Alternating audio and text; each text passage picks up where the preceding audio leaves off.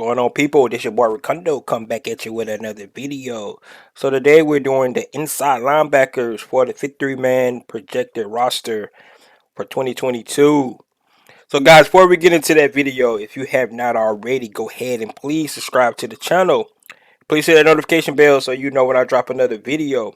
Please hit the like button so I know you guys like to hear what I talk about. And then please share my video throughout the YouTube universe so more people can come in and hear me talk about these Atlanta Falcons. So like I said, we talk about inside linebackers. We at 35 now. Add these five in, we'll be at 40. Yes, I got five last year. The Atlanta Falcons kept four inside linebackers. We currently got five now because I could not see a way to not have all these guys on the roster, which means it's getting closer to where the decisions to pick the 53-man roster is getting harder and harder. Like I said again, I don't envy the coaching staff, the regime for who they're actually going to have in their 53-man roster. So let's go ahead and look at these inside linebackers. Troy Anderson, rookie drafted out of Montana State in the second round, was an uber athlete, played quarterback, running back, and ended up at linebacker. And he was all pro in all those positions in his conference. So he's a straight up athlete. This guy, once he's hit the field, it's gonna be hard to get him out the field. His versatility, being able to play quarterback and running back, helps him play linebacker because he understands that spatial awareness that's needed from an offensive player and what he needs to line himself up at running back.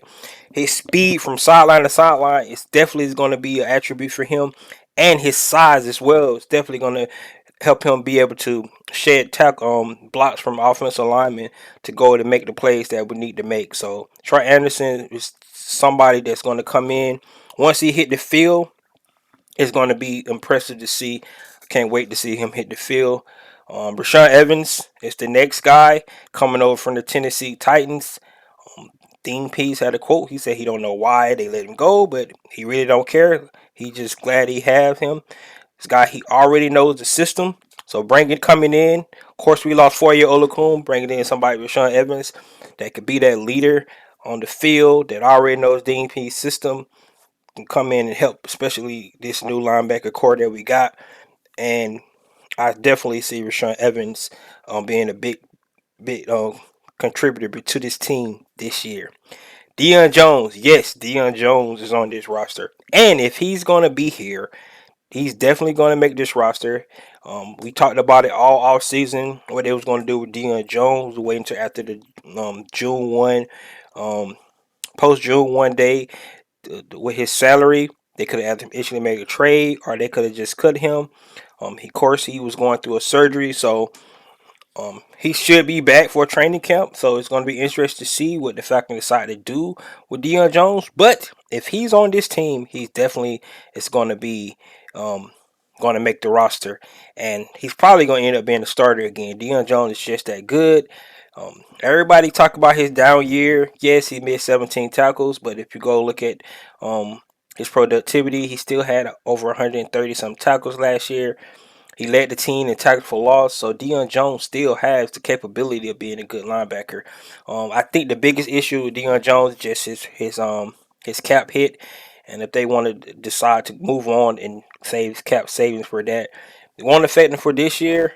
And if they cut him now, it'll split his salary, his cap, dead cap over this year and next year. So it'll be interesting to see what they do. If they actually trade him, they actually gain $14 million. If they cut him, they'll only have that one. So it's gonna, like I said, it's gonna be interesting to see what they decide to do with Deion Jones. Nick Kwiatkowski, linebacker coming over from the Raiders. His size is something that I think Dean Pease like I said, I think he like bigger linebackers in the middle. He's a great playmaker. You go back and look at some of his plays he had with the Las Vegas Raiders.